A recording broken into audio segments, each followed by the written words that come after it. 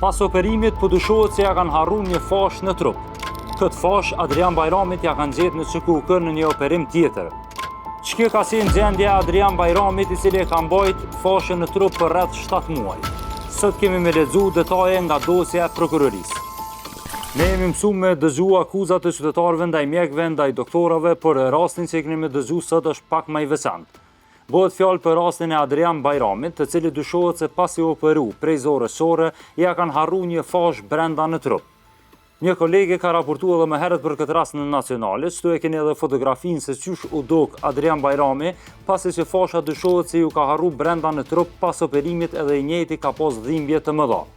Nejse, Adriani përpos që ka dalë në atëkohë në media me akuzën ndaj spitalit edhe kirurgut që e ka operu, këtë punë e kanë ndjekë edhe ligjërisht dhe me 19 mars të këtij viti prokuroria themelore në Prishtinë ka ngrit akt akuzë për këtë rast, detaje prej të cilës kemi me i bë publike sot. Keni me dëgju ata çka ka deklaru Adrian Bajrami në prokurori, ata çka ka deklaru kirurgu Halit Maloku që e ka operu fillimisht Adrianin, edhe normalisht kemi me kontaktu edhe avokatin e Halit Malokut për me dëgju versionin e tyre në këtë rast. Pra gjitha këto që apo i themi janë në dosjen e prokurorisë, janë dyshime të bazuara, pastaj gjykata mbetet me vendosë kush ka të drejtë në këtë rast. Po e lexojmë se çka ka deklaruar fillimisht i dëmtuari Adrian Bajrami në prokurori, e pastaj e lexojmë edhe përgjigjen e avokatit të kirurgut Halit Malokut, të cilin e kemi kontaktuar nga Nacionale. Halit Maloku domethënë është ngrit akt akuza prej prokurorisë për 2 vepra penale, trajtimi pa ndërgjegjësim mjekësor dhe mosdhënia e ndihmës mjekësore. Siç po e shihni në dosjen e prokurorisë, i dëmtuari Adrian Bajrami që ka padit kirurgun Halit Maloku në prokurori ka treguar se çysh me datën 31 dhjetor të vitit 2021 ka shkuar në rezonancë në Pejton, i ka bërë analizat edhe në rezultate i ka dalë që e ka zorën çore, edhe pasi që ka qenë nata e vitit të ri, i kanë sugjeruar me shku me u operu në spitalin privat Aloka. Adriani ka shku aty edhe kirurgu Halit Maloku i sheh analizat edhe operon Adrianin prej zorës sore. Pra Adriani e hek zorën çore edhe e bën pagesën në Aloka. Tani Adriani ka treguar në prokurori se çysh ka shku edhe 2 herë brenda disa ditëve në Aloka dhe i ka hek pend pas operimit, edhe i ka marrë disa terapi, ilaçe edhe ju ka kthy punës së vet. Adriani ka deklaruar që për disa muaj nuk ka pas problem fare. Në të njëjtën analizë që Adriani e kishte bërë në rezonancë fillimisht kur ka shku prej dhimbjeve, ku i ka dalë zora çore, analizat i kanë dalë që e ka edhe kanalin urinar të ngushtuar në anën e majtë, edhe i kanë thonë që ky problem është prej lindjes. Për këtë problem Adriani pas operimit prej zorës sore në Aloka kishte shku në spitalin e shtetit në Prizren për problemin e kanalit urinar që i kishte dalë në anë prej zorës sore në Aloka, kishte shku në spitalin e shtetit në Prizren për problemin e kanalit urinar që i kishte dalë në analiza, edhe i bën prap disa analiza i dalin vlerat e larta. Ka pas Adriani. Pas 10 ditësh Adriani futet në operim në Prizren. Pas disa ditëve Adriani del prej spitalit edhe pushon disa ditë të tjera e pastaj del prap në punë, ku ja fillon me pas lodhje e temperaturë kohë pas kohe. Çiky përkëtsim nis mi u bë veç më i rand, ku Adriani thot në dosjen e prokurorisë që kjo ka zot dikon 7 muaj edhe ka vrejt fryrje të barkut. Adriani shkon prap tek analizat kur i ka bërë në herën e parë në rezonanca, ku ka qenë në fillim edhe i thonë që veç me buna aktivitet fizik se mirë ka analizat. Gjithmonë pra sipas asaj që ka deklaruar Adriani në prokurori. Pasi që Adriani prap nuk ndihet mirë, shkon tek një doktor tjetër, Lutfi Dervishi, në një ordinancë private, i bën kontrollet edhe i njëjti thotë që ka gjendjen e mirë. Pasi gjendja i përgëcohet edhe më shumë, edhe ka dhimbje në anën e djathtë dhe temperaturë, edhe barku i fryhet edhe më shumë, Adriani në dosjen e prokurorisë ka thonë që ka shku prap në rezonancë, edhe prap ka shku te çaj doktori tjetër në një ordinancë private Lutfi Dervishi, edhe i njëjti i ka thonë që sa i përket kanaleve urinare, unë kontrollet ti kam kryer dhe jem mirë, s'ki çka vjen më. Sipas Adrianit shkon për disa muaj deri në 14 korrekt të vitit 2022, kur Adriani shkon prap në rezonancë në Pejton edhe e kontrollon doktori Berat Elshani, i cili thot Adrianit se e ke zorën çore, kështu që fol me doktorin që të ka operu prej zorës sore Halit Malokun.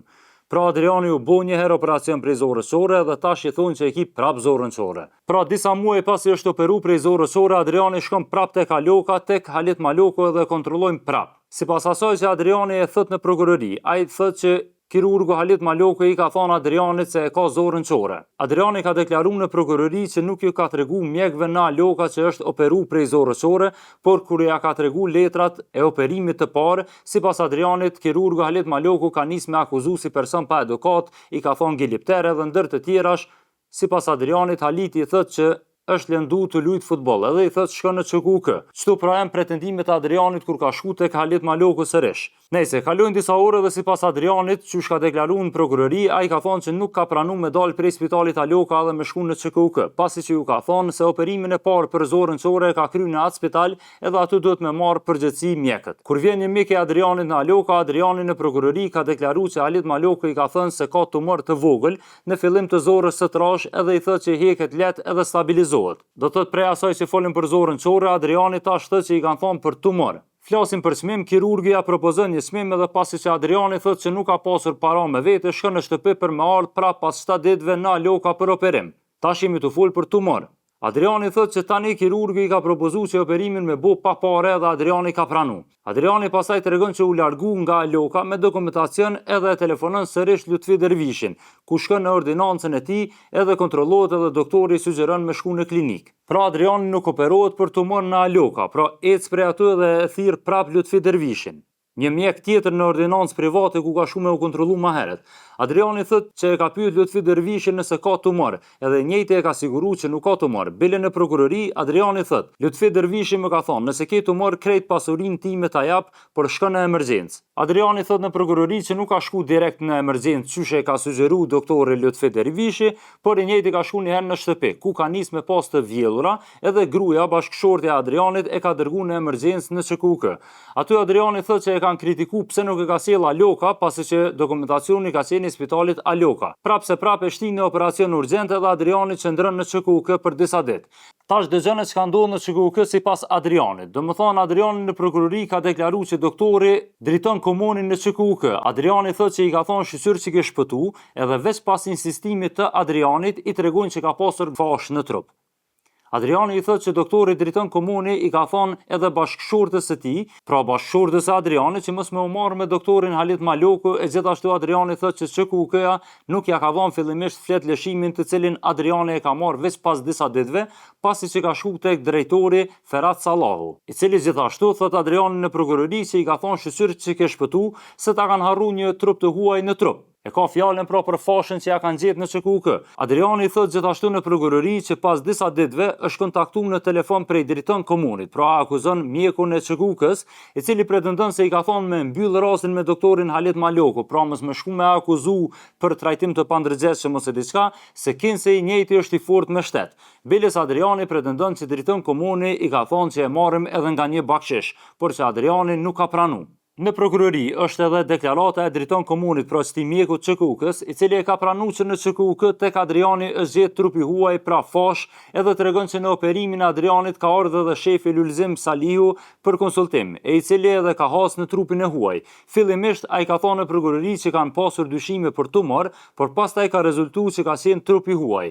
Në anën tjetër, persona tjerë që përmenden në akt akuzë ose dëshmitarët e tjerë i publikojnë pastaj ose në lajme në nacionale.com ose i publikojnë përmes videove sikur kjo. Po dalim drejt te kirurgu Halit Maloku, i cili po akuzohet në këtë rast, edhe njëjti në prokurori sipas asaj që e kemi siguruar na, i ka mohu të gjitha akuzat, ka treguar se si ka ndodhur rasti dhe i ka kundërshtuar pretendimet e të dëmtuarit Adrian Bajrami.